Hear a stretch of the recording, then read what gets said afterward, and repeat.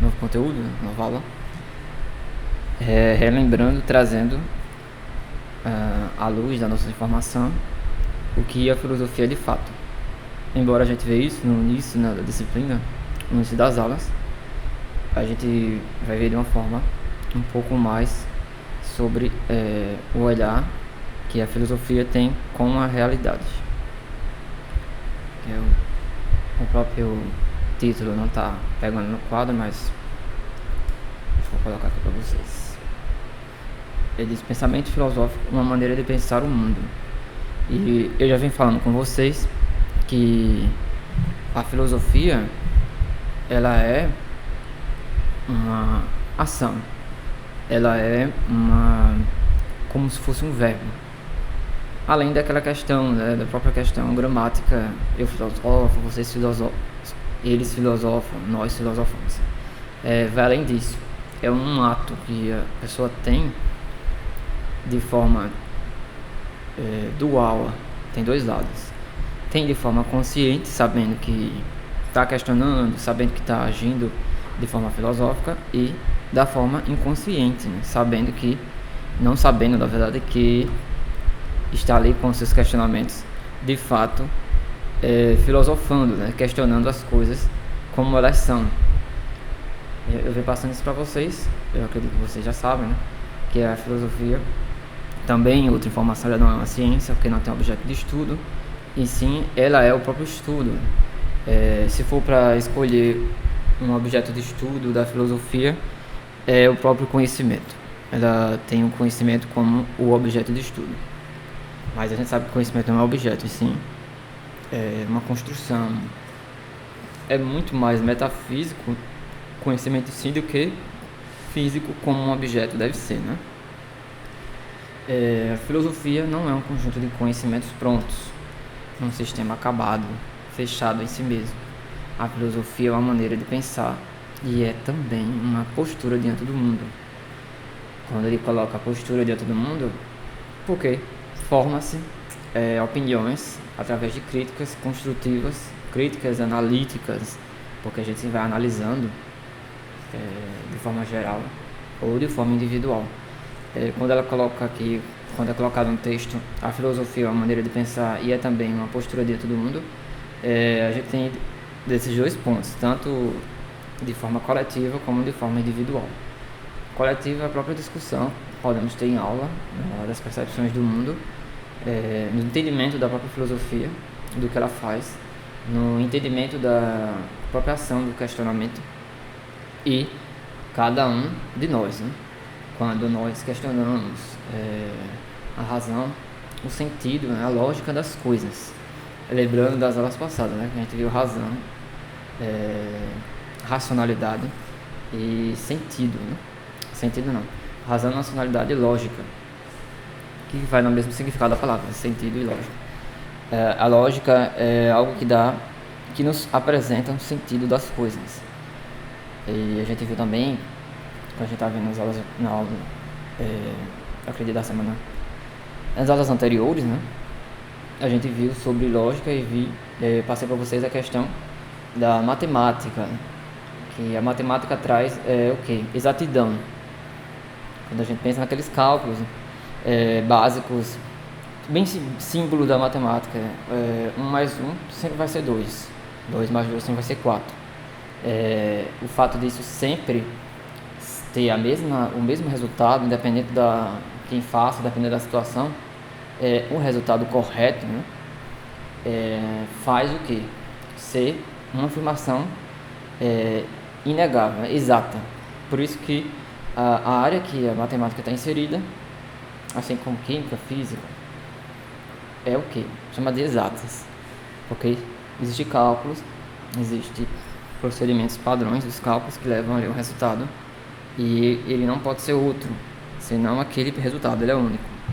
É igual uma prova objetiva, em que existe lá a pergunta, e a pergunta vai orientar você a encontrar a resposta correta ou encontrar a alternativa errada. E por mais que tenha 4, 5 alternativas, apenas uma na maioria das vezes, né, quando se fala que só tem uma, apenas uma é certa ou errada. Se você marcar ou você marca a questão correta ou marca errada, existe maior chance de errar, né? Diferente de uma questão chamada aberta, subjetiva, porque sua resposta vai ser relativa. Claro que você pode errar ela toda, né? Mas uma resposta que você lembra de alguma coisa, você vai ter um erro, um acerto parcial ou um erro parcial, né? Que acho que é a mesma coisa. Você errou pela metade e acertou pela metade. Ou você acerta ou você erra, enfim, a questão é exata. É a mesma questão da lógica. A lógica segue um sentido, digamos, óbvio das coisas. Quer trazer a exatidão para a vida, não só naquele sentido matemático. Antes de mais nada, a filosofia ela é uma forma de observar a realidade que procura pensar os acontecimentos além da sua aparência imediata. É justamente uma descrição bem específica dos questionamentos, dos nossos questionamentos. A gente, naturalmente, cotidianamente, nós aceitamos as coisas que acontecem e inserimos elas dentro da chamada normalidade. Acontece ali todos os dias na nossa vida, ou fora ali da nossa vida, nós só observamos. A gente tem esses dois pontos, né, de observação, a particular conosco, com as pessoas ao nosso redor, próximas, e a externa, com outras pessoas, sejam não tão próximas ou pessoas desconhecidas. Nós observamos os acontecimentos ditos normais. Eles são normalizados pela aceitação, por assim dizer, porque diversos motivos. Seja porque acontece todos os dias, seja porque as pessoas o aceitaram. Em relação a aceitar, mesmo que não seja de uma aceitação tão agradável, por exemplo, sofrimento, dificuldades, né? Não vou falar sofrimento assim como doença. Uma dificuldade ali devido a algo que envolve locomoção, distância, questão de segurança, e você sabe que tem aquilo ali, infelizmente tem que passar por aquilo ali, então aceita, e aquilo ali é normalizado dentro do seu contexto de vida, dentro do seu contexto ali diário. E aí que tá, você vê que é normal e vem uma pergunta, né? Por que é assim? Por que essas coisas são normalizadas? Porque o normal é tido como normal, né? A gente começa a questionar a aparência imediata. A aparência imediata é aquilo ali que está diante de nós. E se a gente observar o mundo, uma observação bem atenta, a gente começa a perceber que as coisas são muito mais do que elas aparentam ser. Coisas ocultadas da população. A própria corrupção, por exemplo, para que ela exista, a sua existência de forma ideal, não no bom sentido da palavra ideal, né? Mas é ideal para a corrupção que ela não seja descoberta, ela seja acobertada. Aí fica uma maquiagem, digamos assim, bem pesada por cima, para as pessoas não perceber a real aparência daquela situação ali errada e ficar só com uma aparência imediata. Por mais que seja uma falsa cobertura ali pesada sobre aquela corrupção, se colocarmos diante da situação e analisar, questionar, com os nossos questionamentos diários, essa aparência imediata, a gente só percebe que ela é uma aparência. Deve acreditar, as aparências enganam. É justamente dessa mesma questão. As pessoas querem levar a vida com aparências imediatas, querem passar a impressão imediata, querem que as pessoas percebam de forma imediata o que as pessoas têm, o que elas são, uma vida ali perfeita, entre outras coisas. Então, a aparência imediata ela deve ser questionada, porque a vida da pessoa, ela não pode ser vivida de imediatismo. A gente sempre planeja algo. Na vida existem coisas que estão em constante construção. A nossa experiência de vida, os nossos conhecimentos, o saber, né, tudo que a gente aprende, a gente vai sempre, digo, né, nós podemos buscar uma versão melhor de nós mesmos a cada dia. Não aquela questão de você buscar ser melhor que ninguém, né, mas melhor que nós mesmos, melhor do que o ontem, né, a nossa versão do ontem. E a gente vai fazendo essa construção, a gente sempre está em construção. A gente não é um circuito fechado, uma pedra, que no máximo, quando acontecer com a pedra, ser jogada e quebrar, né? Rachar. A gente somos seres vivos e vivemos numa sociedade em constante evolução, justamente por causa do conhecimento, né? Que a gente está vendo nas aulas de sociologia que eu venho passando para vocês, que é o compartilhamento, né? O registro dos conhecimentos e o compartilhamento que há na sociedade, entre as diversas sociedades. Então, a gente evolui assim como a sociedade humana evolui. E isso não vem de imediato. Construção nenhuma, ela se dá de forma imediata. Algo que se dá de forma imediata, também imediatamente ela pode ruir, se desfazer, se deteriorar, né? É algo imediato, algo ali que chega de repente e incomoda. Naturalmente as pessoas indefesas podem se expelir aquilo ali que chegou de imediato. Então, até uma situação, não estou falando na nossa própria vida, ou construção de conhecimento, no nosso aprendizado, ou alguma construção específica, né? Uma conquista, uma situação mesmo que chega ali, uma mudança, chega de repente, muitas vezes quando ela para gerar mais ali esforço, por exemplo, mais dedicação, ela chega de repente, ela não é muito agradável. Você vai se acostumar depois, né? Você se acostuma com aquela nova realidade. E o fator negativo aí foi de fato o imediatismo dela. Então, a única coisa boa que acontece de imediato é a solução. A gente vai procurar, né, correr para encontrar uma solução. A gente pensa que vai demorar, mas aconteceu de repente. Foi solucionado. É o único imediatismo que eu vejo como ponto positivo. Ela pode se voltar para qualquer objeto. A filosofia, né? A observação. Pode pensar sobre a ciência, seus valores, seus métodos. Pode pensar sobre a religião, a arte, o próprio homem em sua vida cotidiana. Já coloco aqui uma questão que a própria ciência, né, ela já pensa também sobre todas essas questões que ele fala depois, né? Os valores, métodos, religião, arte, sociedade, cotidiano. E a gente percebe que ela questiona tudo. A ciência, ela é uma ferramenta de busca de respostas, né? Conhecimento. Não devemos ter a ciência como uma verdade absoluta, ela mesma não diz isso. São respostas, são conclusões, que elas são resultado de experimentos. Esses experimentos têm as metodologias para chegar a ele, né? Se estuda muitas metodologias, elas estão registradas para você conhecer como é uma determinada ciência.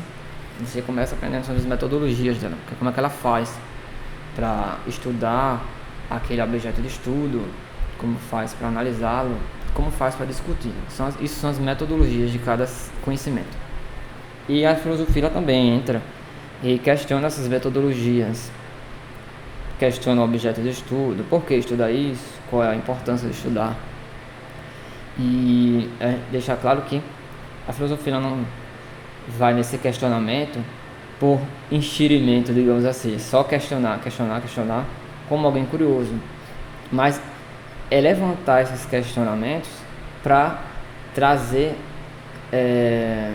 à luz, deixar mais evidente a questão da lógica, trazer mais a lógica expor, abrir, deixar mais claro aquele conhecimento da lógica a tudo, primeiramente, apresentar essa ferramenta de questionar tudo, melhorar nessas críticas construtivas. Não é só criticar por criticar, é uma ferramenta que busca expandir os outros conhecimentos que ela analisa. As pessoas podem confundir a filosofia, que tanto questiona, tanto pergunta, com um incômodo. Aquele incômodo quando uma pessoa chega para você e fica fazendo várias perguntas. Essas pessoas perguntam, estou na delegacia, né? Tá fazendo ali um depoimento que tem perguntas específicas, você tem que responder. Essas perguntas vão incomodar a pessoa. A filosofia não é desse jeito. Ela não estão, como eu falei, de trazer a luz, essa é a luz que eu falo, você entende? A luz do dia, que todo mundo veja, colocar em uma situação clara, uma visão clara, as coisas que muitas vezes estão ali obscuras. Estão obscuras no sentido de algo está opaco, impedindo a visão das pessoas. Vem aqui a aparência imediata. Falei da questionar a aparência imediata, né, das coisas, e a filosofia pode trazer a uma aparência imediata o que não está aparente. Questiona o que está de forma aparente, se aquilo ali é o verdadeiro valor da situação, do conhecimento, da ciência, da pessoa, e através dessa busca pela lógica e o sentido, ela pode trazer ao imediato algo que está ali no profundo, como as pessoas falam, das pessoas no âmago do ser, ali escondido. Muitas vezes as consultas psicanalistas, psicólogos, psiquiatras, a pessoa busca uma ajuda para entender algo que muitas vezes a pessoa não entende dela mesma, e o profissional ali da saúde mental vai lhe orientar a trazer imediato o que está ali muito escondido, tanto escondido que você não entende. Quando há alguma coisa escondida, né, ela pode ser trazida ali pelo caminho ali de construção, de busca de conhecimento, autoconhecimento, né, e torna-se imediato ali o problema, né? E tornando imediato, torna-se possível uma possível solução para aquele problema. Então, é a mesma coisa sobre os conhecimentos. A filosofia ela pode desenterrar coisas aí profundamente enterradas para que a lógica surja em algumas coisas, dá mais sentido àquilo ali que ocorre rotineiramente, né? Diariamente, ocorre numa rotina, ocorre repetidamente, por mais que tenha um valor, o repetido muitas vezes pode passar uma imagem de algo que não tenha valor, ou irrelevante, ou algo chato, mas o entendimento, a busca pela resposta ali profunda, pela razão daquilo ali ocorrer todos os dias, traz à luz, traz à tona, de forma imediata, uma resposta que coloque a pessoa, né, numa situação que entenda porque aquilo ali ocorre, seja situações negativas ou situações positivas.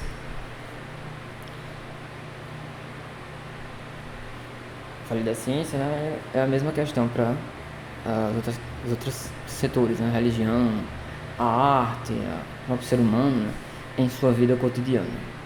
Uma história em quadrinhos ou uma canção popular pode ser objeto da reflexão filosófica. Há alguns anos foi publicado no Brasil um livro chamado Os Simpsons e a Filosofia, que tratava das questões filosóficas implícitas no famoso desenho animado da TV.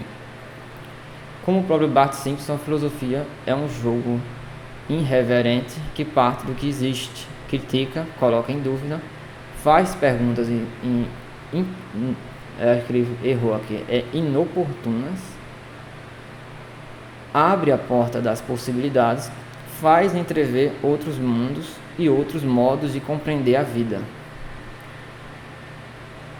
Muitas pessoas brincam, né, quando algumas histórias, alguns contextos que é abordado no desenho dos Simpsons, que revela coisas do futuro, né? Alguém já até falou que a realidade espera algo passar nos Simpsons para copiar. Essas questões podem acontecer, né? Às vezes coincidência. Justamente, por mais que seja desenho animado, existe os momentos ali cômicos, mas observa muita irreverência mesmo, como ele pode falar aqui. Muitos questionamentos que, se a intenção de quem produz ali o roteiro, a história, é sempre estar questionando as coisas de forma irreverente, a realidade, mesmo que de forma ali lúdica, né? Lúdica é o desenho. Então, ele vai trabalhar com questões reais da nossa realidade, e como se fossem previsões sociopolíticas que ocorrem muito no desenho e muitas vezes se revela na realidade. As pessoas acham que é um desenho que sabe do futuro.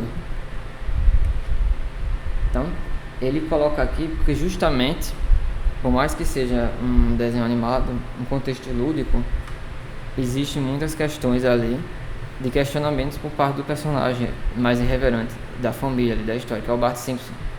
Além das suas atividades ali muito mais irreverentes que suas perguntas inoportunas. Então, abre a porta de possibilidades e faz essa análise de forma lúdica do mundo real com os contextos lá fictícios da história, para as pessoas compreenderem a vida. O que é parecido, né? Ocorreu milhares de anos, é a própria criação da mitologia grega. A mitologia grega, ela tem ali os deuses do Olimpo, diferentes muitas divindades.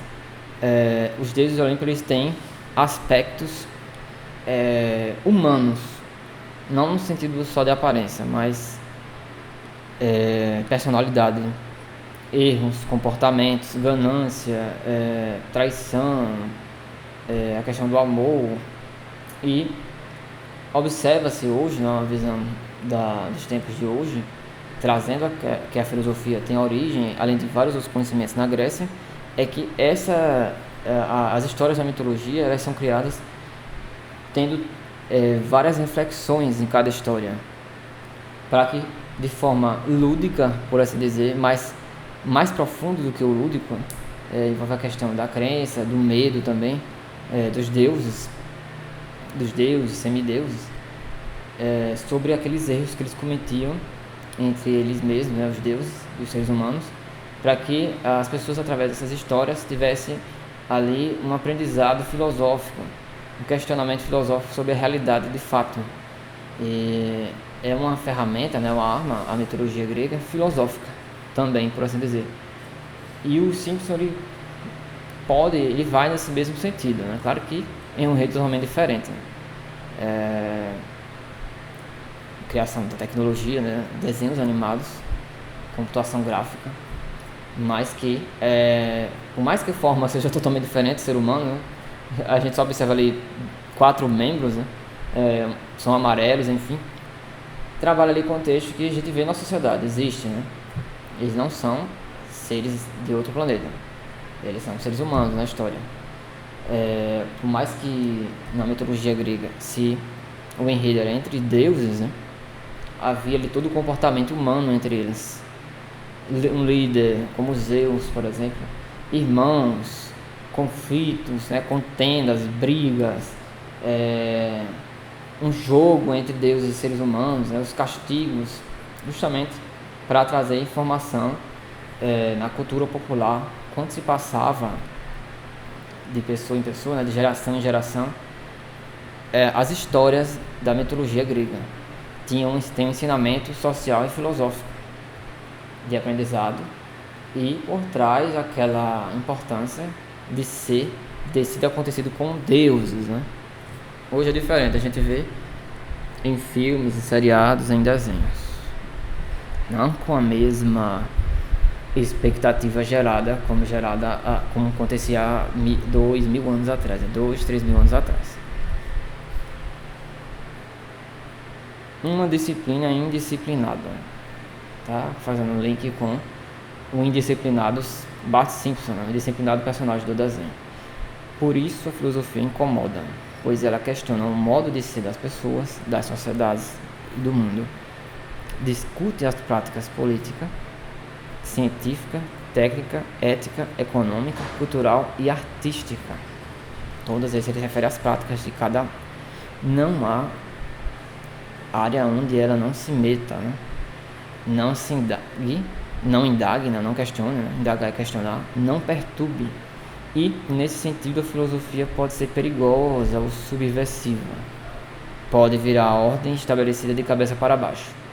Ele traz aqui uma visão, um texto, um pouco radical daquele incômodo que eu falei, de chegar alguém e ficar lhe questionando, perguntando tudo para saber de você de forma inoportuna, sem você querer. Claro que a pessoa pode utilizar a filosofia desse método, dessa maneira, mas a intenção original de um conhecimento, como a filosofia não é essa. Essas intenções que é descrevido aqui nesse parágrafo joga muita humanidade na busca do conhecimento, na ferramenta. Quem busca conhecimento somos nós humanos, né? A gente, claro, obviamente não pode tirar a humanidade da busca do conhecimento, mas aqui eu estou falando da ferramenta, levando a humanidade em uma ferramenta que é para buscar de forma, digamos, não é que vai ser imparcial, mas se busca uma resposta, uma lógica. Lembrando que a lógica trabalha com o que é exato, né? Exatidão, aí podemos dizer que trabalha com a verdade. Nós não podemos dar lados humanizados essa busca. Falando de ferramenta, o martelo, né? Como fala na sociologia, ele é um ferramenta, mas eu posso humanizá-lo, ele dizer que ele está sentindo dor, porque está batendo em um prego, ficar com raiva dele, porque eu bati ele no meu dedo, não é sendo a culpa da pessoa. A questão está querendo humanizar uma ferramenta, não tem sentido, não tem lógica. Dá muitas questões humanas a um questionamento da realidade. Aí é como você vai levar esse questionamento. Você pode levar de forma subversiva, de forma, como ele fala aqui, que incomode, de forma intrometida, né? Entre as coisas, entre as pessoas. Aí você está dando suas características à busca pelo conhecimento. Aí é trazer o que? Com uma confusão, no sentido de se confundir a sua personalidade, a sua busca personalizada, né? Conhecimento personificado por você, com a filosofia. Se a gente olhar por esse sentido, a filosofia ela vai acabar sendo definida pela personalidade de quem busca o conhecimento. A filosofia é um estado de espírito, não é um estado mental no sentido que define a pessoa. Ela pode trabalhar com muitas questões metafísicas, né? Porque metafísica é o que não é físico. Metalinguagem é uma coisa mental. As nossas particularidades, as nossas características são metafísicas, mas a metafísica que a filosofia trabalha é o questionamento das coisas que muitas vezes a gente não pode ver, além, como eu falei, a gente viu lá em cima, da aparência imediata. E se a gente dá essas questões pessoais à filosofia, essa busca do conhecimento, a gente vai puxar para um lado totalmente parcial. Em vez de fazer, por exemplo, né, a gente vai uma redação. Em vez de a gente fazer uma redação crítica, que preze por não levar o lado pessoal, né, tem que ser imparcial, para que você não coloque ali algo que favoreça ou desfavoreça o que você critica. Você não a questão acabou fugindo aqui. Você não pode dar opiniões suas. Tem as regras da redação. Você não pode dar essa opinião dizendo eu acho, mas eu penso. O eu, ele é um crime, né? Muitas vezes uma redação de análise, uma redação crítica, um resumo de algo. Você não vai resumir, você tem que resumir aquilo ali que foi colocado dentro de você. Você vai procurar a melhor maneira, as palavras corretas para resumir algo. Você não vai colocar o que você acha. Você vai confundir um artigo de opinião com um resumo, com um texto ali de análise, um texto de análise crítica.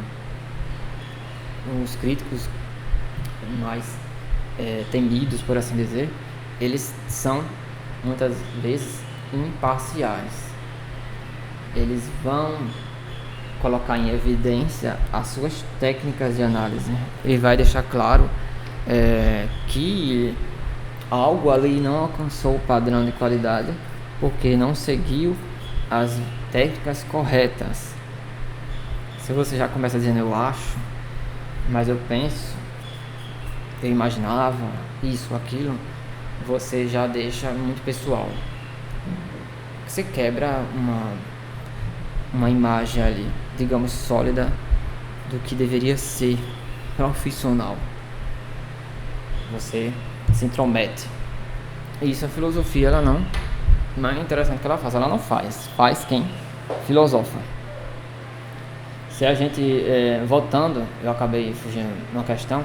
Se a gente acha que a filosofia é desse jeito, ela acaba sendo definida como uma ferramenta de conhecimento pessoal, e intransferível, personificada, individual.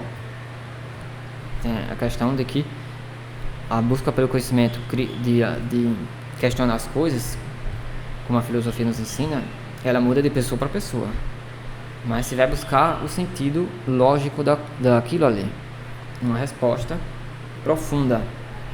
E a busca, ela se revela diferente de pessoa para pessoa, mas novamente eu repito, se você busca a lógica ali se revela exata. O que é lógico, ele foge muito do que é pessoal. Então, eu não posso personificar a filosofia da forma como a gente observa aqui nesse questionamento, né? Que a filosofia ela se mete, que ela perturba as coisas, as pessoas, né? Ela pode ser subversiva, perigosa, pode virar ordem estabelecida de cabeça para baixo. A questão, ela pode virar ordem estabelecida de cabeça para baixo de forma geral, né? Interpessoal, não de forma pessoal, né? De forma geral, porque ela traz à tona, ela coloca em evidência o que estava escondido ali. Ela quebra aquela imagem evidente, imediata, né? Aparência imediata. Ela quebra aquela aparência imediata, que muitas vezes se revela rasa, né? Falha, incoerente, não definidora, e traz ali a definição correta. Para isso, exige seriedade, né? Seriedade no sentido, um caminho direto, uma visão direta, sem levar em conta, muitas vezes, né, o que você achava, a sua opinião sobre aquilo ali, sobre a realidade. Você vai buscar um sentido que vá além do seu achismo.